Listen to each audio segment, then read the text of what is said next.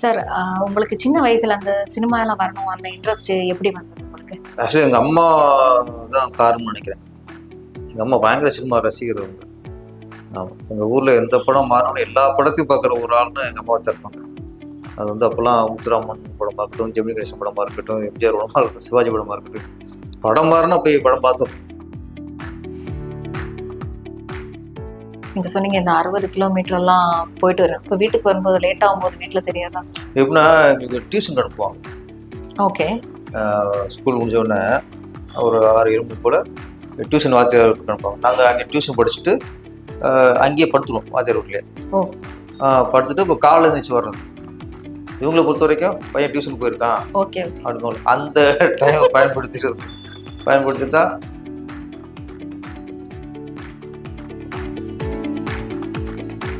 பத்து வருஷம் உதவி இயக்குனராக இருந்துட்டு ஒரு 5 வருஷம் இயக்குனராக இருக்கு ஒரு முயற்சியை போயிட்டே இருந்துச்சு. இப்போ விஜய் சார்ட்ட கதை சொல்கிற சந்தர்ப்பம் படித்தது ஒரு கதை ஓகே. அப்புறம் சூப்பர் ரூட்டில் சொல்லி கதை ஓகே ஆயிடுச்சு. படம் ஷூட்டிங் போகும்போது நான் வந்து டைரக்டர்ன்ட்டு நினப்பு வரல எனக்கு. இப்போ விஜய் சார் வச்சு ஷூட்டிங் போயிட்டுருக்கு.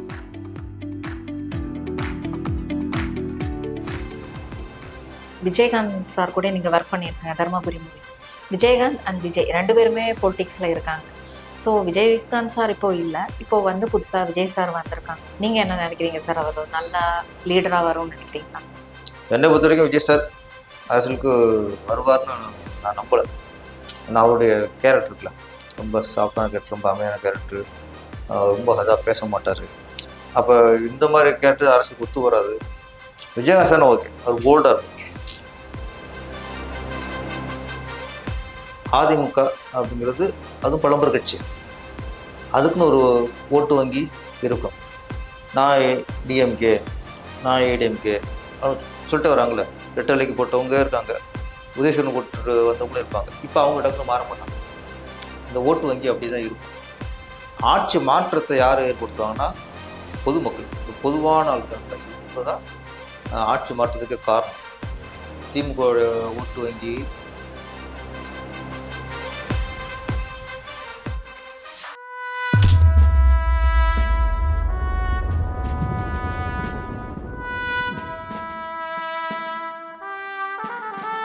வணக்கம் மக்களே.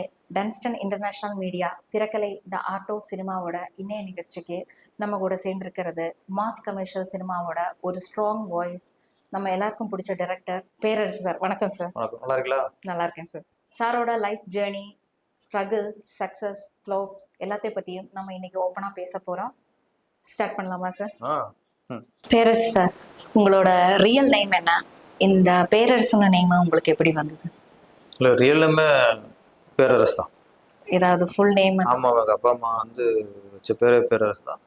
ஸ்கூலில் சேரும்போது வச்ச பேர் இதுதான். எங்கள் அப்பா பண்ண பெரிய ஹெல்ப் இது.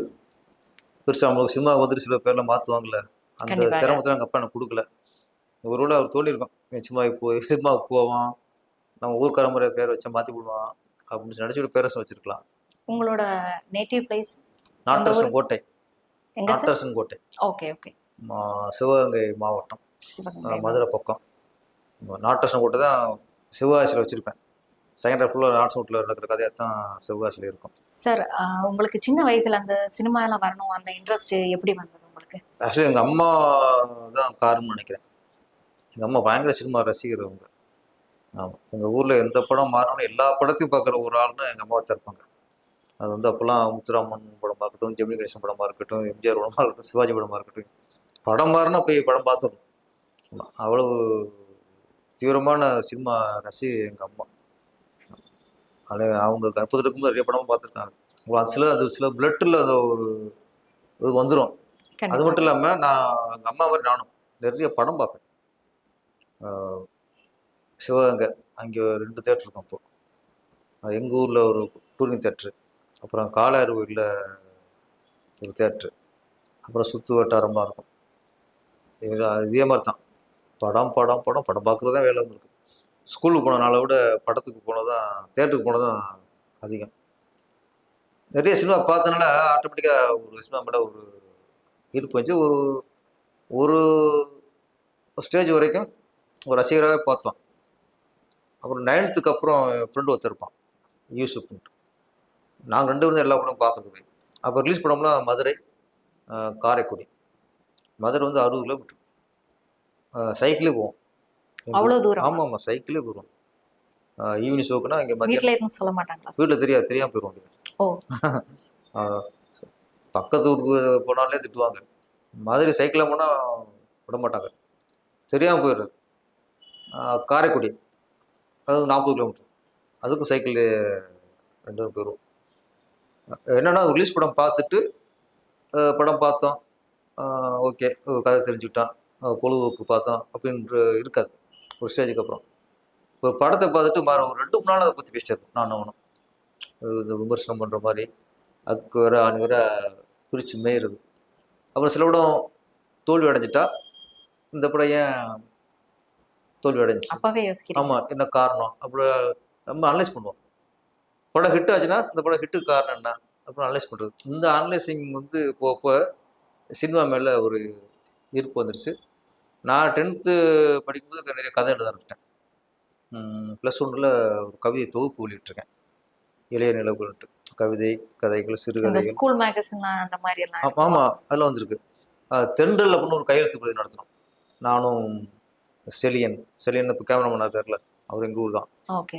2 பேரும் ஃப்ரெண்டு. நாங்கள் 2 பேரும் சேர்ந்து தென்றல்னு ஒரு கையெழுத்து பிரதி, அதில் வந்து சிறுகதைகள், கவிதைகள், கட்டுரைகள், இப்படி கொஞ்சம் நம்ம கொஞ்சம் வளர்த்துக்கிட்டோம். வளர வளர நம்ம சும்மா போனால் ஜெயிக்கலாங்கிற ஒரு நம்பிக்கை காலேஜ் படிக்கும்போது வந்துச்சு. அந்த நம்பிக்கையில் தான் நம்ம சென்னைக்கு வந்தாச்சு. நீங்கள் சொன்னீங்க இந்த 60 கிலோமீட்டர்லாம் போயிட்டு வரேன். இப்போ வீட்டுக்கு வரும்போது லேட் ஆகும்போது வீட்டில் தெரியாதா? எப்படின்னா எங்களுக்கு டியூஷன் அனுப்புவாங்க. ஓகே. ஸ்கூல் முடிஞ்சோடனே ஒரு 6-7 மணி போல் டியூஷன் வாத்தியார் வீட்டுக்கு அனுப்புவாங்க. நாங்கள் அங்கே டியூஷன் படிச்சுட்டு அங்கேயே படுத்துருவோம் வாத்தியார் வீட்லேயே. ஓ. படுத்துட்டு இப்போ காலையில் எழுந்திரிச்சு வர்றது. இவங்களை பொறுத்த வரைக்கும் பையன் டியூஷன் போயிருக்கான் ஓகே அப்படின்னு அந்த டைமை பயன்படுத்திட்டா சில நேரம் மதுரைக்குன்னா நாங்கள் ஒரு 3 மணிக்கு கிளம்பணும். 2-3 மணிக்கு கிளம்ப தான் அவ்வளோ தூரம் சைக்கிள் விட்டு ஈவினிங் ஷோக்கு பார்க்க முடியும். அப்போது ஏதாவது சொல்கிறது, இந்த நாங்கள் அப்பத்தாட்டுக்கு போயிட்டு நான் அப்படியே டியூஷன் போயிடுறேன், பையன் புக்கெலாம் எடுத்துகிட்டு கிளம்புறது. அப்போ இந்த மூவி பார்க்குறதுக்கெல்லாம் பாக்கெட் மணி, டிக்கெட்டு இல்லை ஸ்நாக்ஸ் அந்த மாதிரி அது வந்து எப்படின்னா கமிஷன் அடிக்கிறது. எப்படி? எங்கள் ஊரில் வாரம் சந்தை, சனிக்கிழமை சந்தை சந்தைக்கு வந்து அப்போலாம் ஒரு 5 ரூபா தொட்டு போவாங்க காய்கறி வாங்கிட்டு வருது. இப்போ 1 கிலோ கத்திரிக்காய், 1 கிலோ உருளைக்கிழங்கு இவ்வளோ வாங்கும்ல, நான் எல்லாத்தையும் 3/4 கிலோ வாங்குவேன். ஆமாம், அதில் எப்படியும் 5 ரூபாயில் எப்படியும் அதில் ஒரு 1 ரூபா இல்லை அது பாதியாவது கொஞ்சம் சேர்த்து வைக்கிறது. இப்படி சேர்க்கறது, கடைக்கு போனால் அதில் ஒரு அடிக்கிறது, இந்த மாதிரி சேர்த்து வச்சு ஒரு மாதத்தில் அதுக்கு அப்புறம் டிக்கெட்டில் கம்மி தானே அப்பலாம். நம்ம 2 ரூபா இந்த மாதிரி தான். இந்த மாதிரி சேர்த்து வச்சு தான் படம் பார்க்க போகிறது. வேறு எதுவும் செலவு பண்ண மாட்டோம். ஒன்லி படம் பார்க்குறதுக்காகவே காசு சேகரிப்பேன். இப்போ தெரியுமா சார் வீட்டில் இருக்கவங்களுக்கு இந்த மாதிரி எல்லாம் பண்ணியிருக்கேன்? நிறைய பேட்டில் சொன்னதில் பார்த்துருப்பாங்க, திட்டு போய் எவ்வளோ பண்ணியிருக்கானே அப்படின்ட்டு. கண்டிப்பாக சார். உங்களுக்கு தமிழ் இண்டஸ்ட்ரியில் வரும்போது அந்த ஃபர்ஸ்ட் என்ட்ரி எப்படி இருந்துச்சு? உங்களுக்கு எப்படி முதல் வாய்ப்பு எப்படி கிடைச்சிருக்கு? சினிமாவுக்கு இங்கே வரணும் முடிவு பண்ணிட்டேன். அப்போ எங்கள் அப்பாட்ட கேட்கும்போதெல்லாம் விட மாட்டாங்க. அப்போ நான் இல்லை, எங்கேயுமே எந்த பேரண்ட்ஸும் சினிமாவுக்குன்னா விட மாட்டாங்க. ஏன்னா இங்கே வர்றது கஷ்டம், ஜெயிக்கிறது கஷ்டம், அவங்க தெரியும் போராட்டமாக. அப்போ எங்கள் அப்பாட்ட எப்படி சொல்லி சம்மதம் வாங்கியாச்சு. நான் ஒரே ஒரு கண்டிஷன் பேரில் தான் சென்னைக்கு அனுப்புனாருங்க. 1 வருஷம் டைம் தரேன், 1 இயர். அந்த 1 இயருக்குள்ளே நீ எங்கேயாவது அஸ்டாக சேர்ந்துட்டா நீ அப்படியே கன்டினியூ பண்ணிக்க. ஒரு வருஷத்துக்குள்ளே எங்கேயும் சேரல, திரும்பி முயற்சி பண்ணிட்டே இருக்க அப்படின்னா அதை லாஸ்ட் வந்துடணும் அப்படின்ட்டு கரெக்டாக ஜாமீன் போட்டு வெளியே அனுப்புவாங்களே, நம்ம அந்த மாதிரி தான் வந்தேன். அந்த 1 வருஷம் நான் கிளம்பி வரும்போது பார்த்தா மறுநாளே போய் பாரராஜா பார்க்கலாம், அதுக்கு அடுத்த நாள் போய் பாக்கியராஜர் பார்ப்போம், அதுக்கு அடுத்த நாள் போய் ஆர் சுந்தரராஜனை பார்ப்போம் அப்படின்னு ஒரு வரும்போது நினச்சிட்டே வரேன், ட்ரெயினில் வரேன். ஓகே, ஆமாம், பாக்கியராஜரை பார்த்துட்டு ஏதாவது கதை கேட்பாங்களே, அப்புறம் அவருக்கு என்ன கதை சொன்னோம், அவர் பேட்டனில் ஒரு கதை, ஒவ்வொரு பார்க்குறோம், பாரதிதாசன் பார்க்குறோம், அவர் டெஸ்ட்டு கதை வச்சிருக்கேன் தம்பி, கதை சொல்லு அப்படின்னு கேட்டார்னா அவருக்கு என்ன எந்த மாதிரி கதை சொல்லணும், இதெல்லாம் ப்ரிப்பேர் பண்ணி வரேன். ஆனால் வந்து அவங்க ஆஃபீஸ் போகும் தெரிஞ்சிச்சு, இவங்களை இப்போ நெருங்கவே முடியாது தெரிஞ்சிச்சு. ஆமாம், பாக்கியராஜ் போனால் அப்படியே கூட்டம், பாரராஜ் ஆஃபீஸ் போனால் எங்கே பெரிய கூட்டம், வெளியே காத்திருப்பாங்க. நான் இன்னமே அசிஸ்டன்ட் டைரக்டர்கள் சேர்றதுக்கு ஒரு கூட்டமாக இருக்கும். இது நான் ஒன்று 5-6 மாதம் இப்படியே போயிடுச்சு. அப்பா கொடுத்த 1 வருஷம் இதுல ஏன்டா போயிடுச்சு அப்படின்ட்டு இந்த இடைப்பட்ட கேப்பில் தான் இயக்குனர் ராமநாராயணன் சார் அவர்கிட்ட ட்ரை பண்ணிட்டு இருக்கேன்.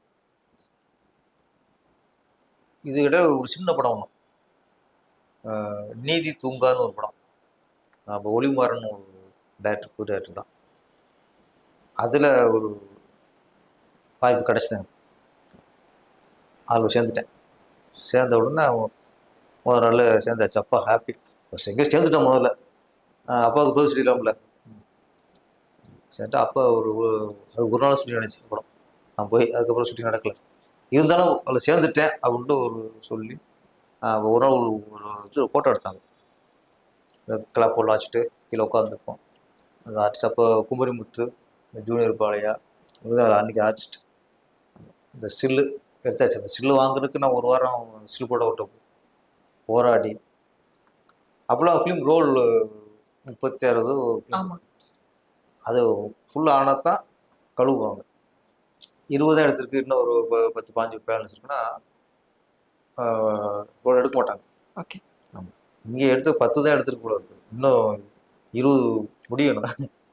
நான் டெய்லி போகிறது, இல்லை தம்பி இன்னும் ரோல் முடியலம்பாங்க. எப்படா ரோல் முடியும், அப்போட ரோல் முடிஞ்சு அது வாங்குறதுக்கே 10-15 நாள்.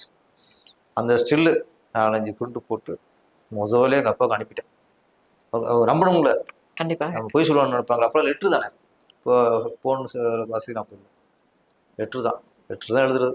இந்த இயக்குனர் உதயகுமார் சேர்ந்துட்டேன், அதுக்கடுத்து ஃபோட்டோ வந்தோடனே கவரில் வச்சு அனுப்புவோம். இது பார்த்தோன்னே ஓகே, நான் அப்போலாம் இந்த கேமரா மெயின் ஹீரோவாக இருப்பா, கேமரா வச்சுட்டு எல்லோரும் ஸ்டில் எடுத்துருப்போம்.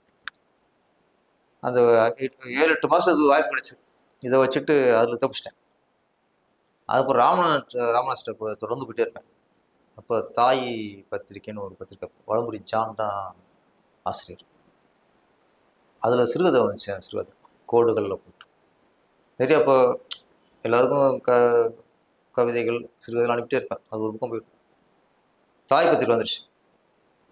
இந்த வந்து 2-3 நாளில் நான் திருப்பி ராமநாஸ்டர் ஆஃபீஸில் நிற்கிறேன். ராமநாஸ்டர் வந்து இறங்குறாரு, எப்பவும் போல் கூப்பிட்டார். எப்போ என்ன சொல்லுவார், தம்பி அடுத்த படத்தை வந்து பாருங்க தம்பி அப்படின்பார். சின்னதில் சில நேரங்களில் 2 மாதம் கழிச்சு பாருங்க தம்பி, ஃபர்ஸ்ட் போயிட்டே இருப்பார். அப்போ இறங்கினவர் என்னார், தாய் பத்திரிக்கையில் உங்கள் கதை வந்திருக்கா அப்படின்னாரு. ஆமாம் சார், கோடுகள்னு சிறுகதை வந்திருக்கு சார். படித்தேன், நல்லா இருந்துச்சு.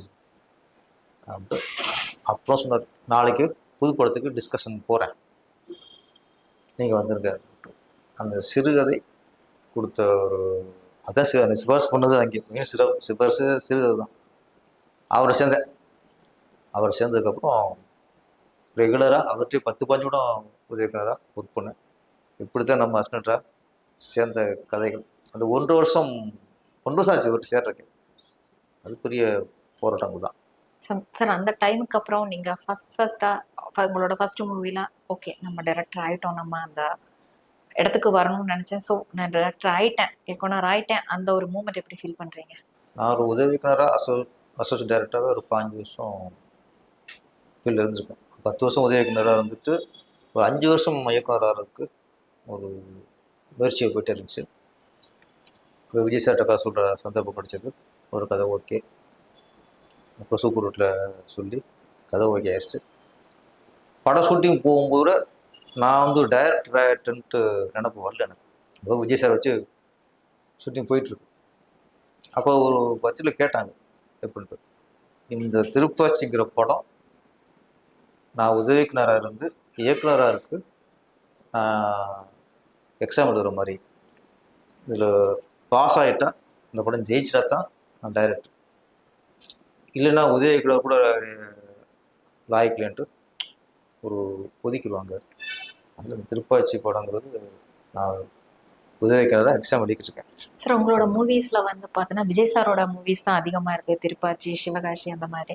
ஸோ எதனால் வந்து அதிகமாக விஜய் சார் அவர் வந்து அப்போது வந்து பீக்லாம் இருந்த one of the favourite hero இருக்கனாலே, இல்லை அவர் வந்து சக்ஸஸாக இருக்கனாலையா, இல்லை உங்களோட ஸ்டோரி செலெக்ஷனுக்கு அவர் கரெக்டாக இருக்கும்னு நினைக்கிறனாலையா? இல்லை, நான் வந்து அவர்கிட்ட கதை சொல்லும்போது அவர் ஃபீல்டில் இருக்கார்.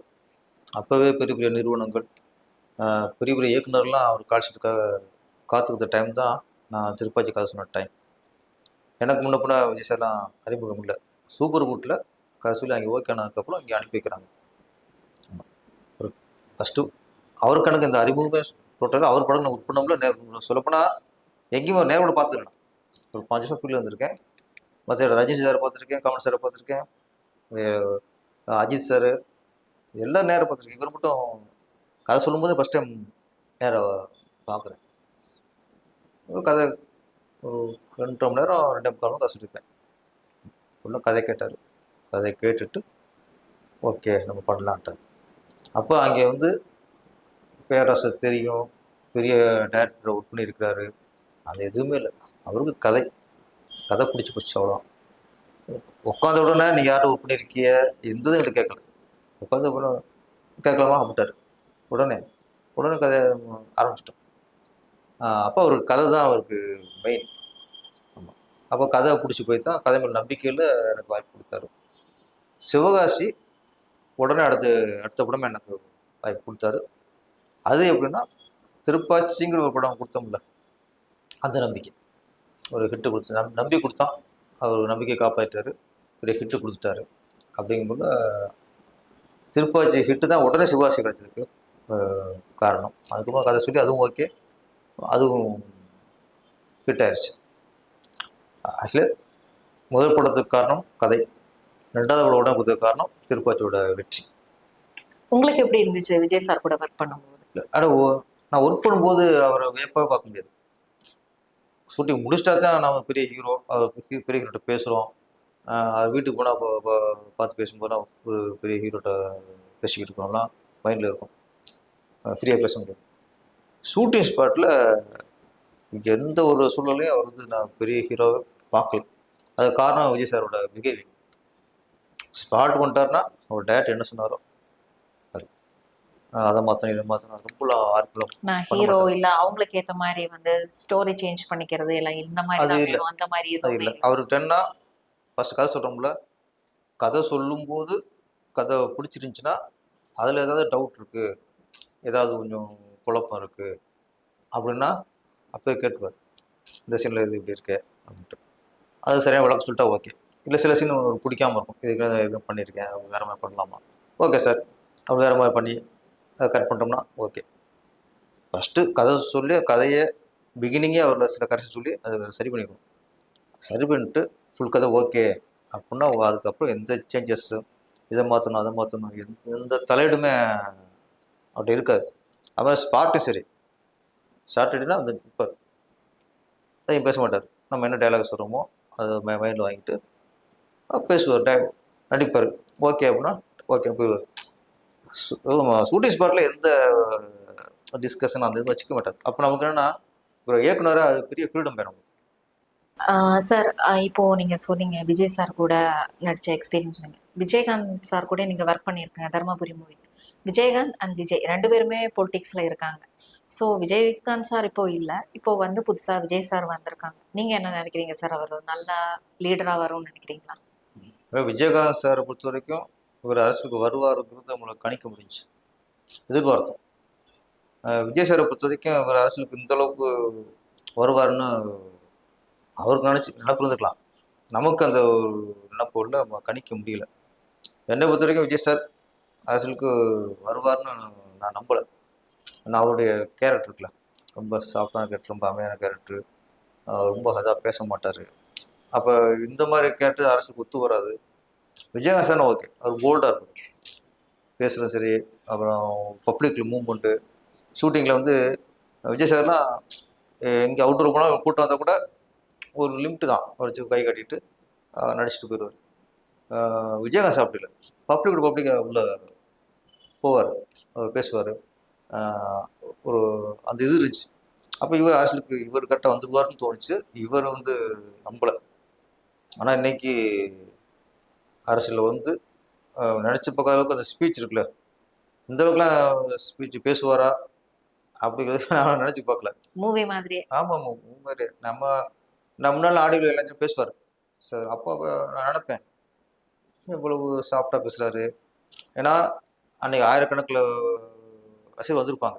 அவங்க எல்லாரும் விஜய் சாரோட பார்க்கவும் அவர் ஸ்பீச்சை கேட்கவும் வந்திருப்பாங்க. அப்போ இத்தனை ஆயிரக்கணக்கான ரசிகர் வந்திருக்காங்க, எதிர்பார்ப்பு இருக்கும்.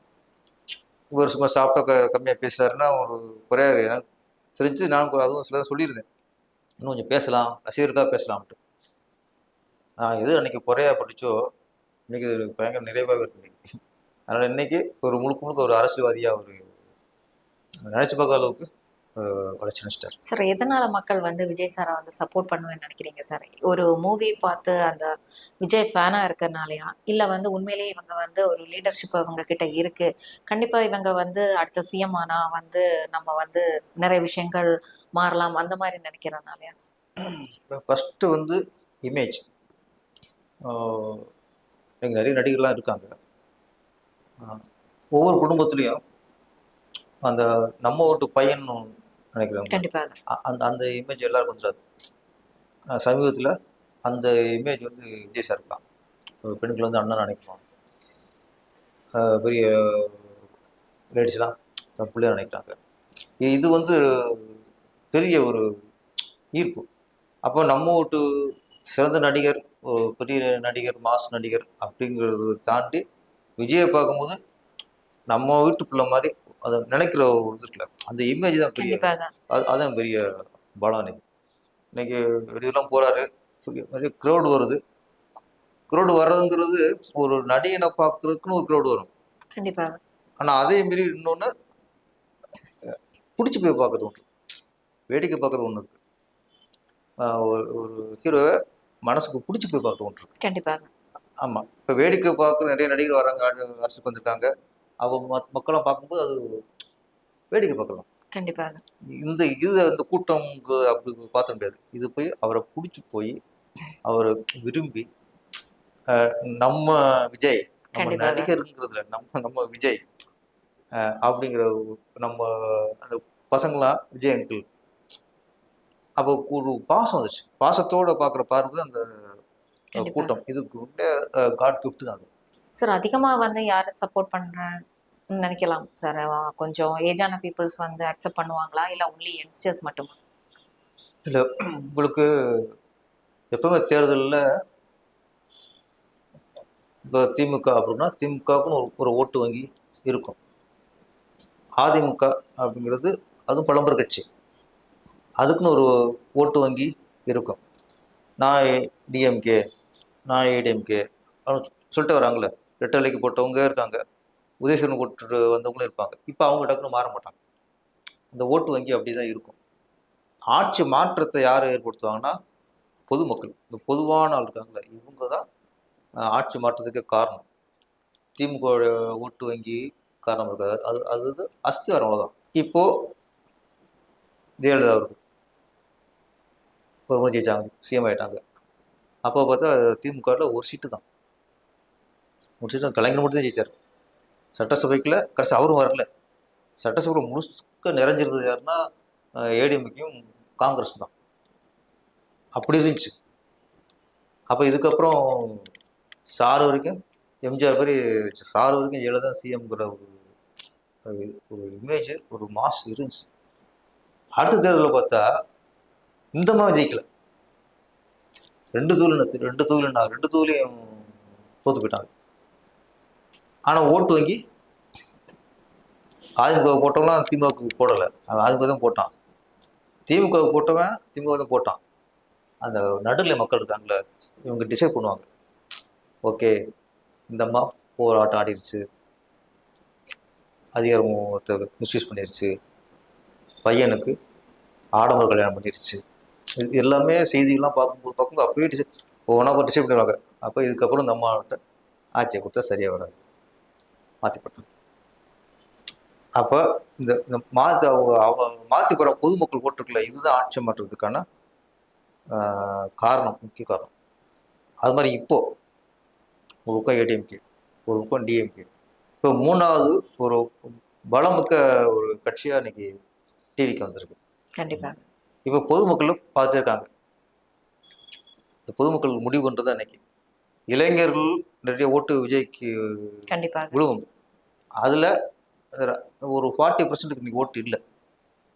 ரசிகர் இருக்காங்களே, அது 60%. உங்களோட பர்சனலான சப்போர்ட் யாருக்கு சார்? அது சொல்ல மாட்டேன் சார். இமேஜ் பற்றி சொன்னீங்க. இப்போ சமீபத்தில் வந்து அவங்கள பற்றி, அவங்களோட பர்சனல் லைஃப்பை பற்றி வந்த ரூமர்ஸ் வந்து அவங்கள எந்த அளவுக்கு அவங்களோட இந்த அரசியல் இதை வந்து பாதிக்கப்படலாம்? இப்போ எந்த அளவுக்கு அவரை அட்டாக் பண்ணுறாங்களோ அந்த அளவுக்கு அவர் பலம் கூடும். ஆக்சுவலி இப்போ பர்சனல் மேட்டரை நம்ம டச் பண்ணக்கூடாது. கண்டிப்பாக. ஆமாம், பர்சனல் மேட்டரை நம்ம விஜயை பற்றி பர்சனலாக டச் பண்ணால்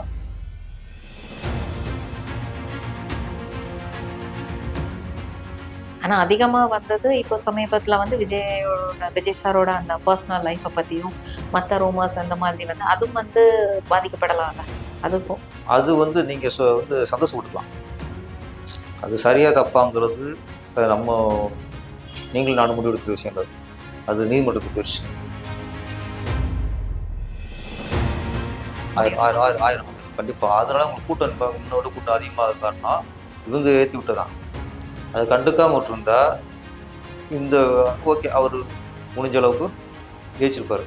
இன்னைக்கு பெரிய கிரேஸை உருவாக்கி விட்டது இன்னைக்கு ரொம்ப அவரை சீண்ட சென்சார் கொடுக்காததுக்கு என்ன காரணம், அதை வந்து நான் எப்போ சொல்கிறேன், விஜய் சார் படத்துக்கு மட்டும் இல்லை, ஒரு படத்துக்கு நீங்கள் சென்சார் கொடுக்கலைன்னா சென்சார் கமிட்டி வந்து வெளிப்படையான விளக்கத்தை சொல்லணும். இந்த படத்தில் வன்முறை அதிகமாக இருந்துச்சு, இந்த படத்தில் ஜாதி பிரச்சனை தூண்டுற மாதிரி இருந்துச்சு, இந்த பிரச்சனை பர்சனல் அரசியலத்தில் தாக்குற மாதிரி இருந்துச்சு, ஏதோ ஒரு ரீசன் இருக்கும்ல.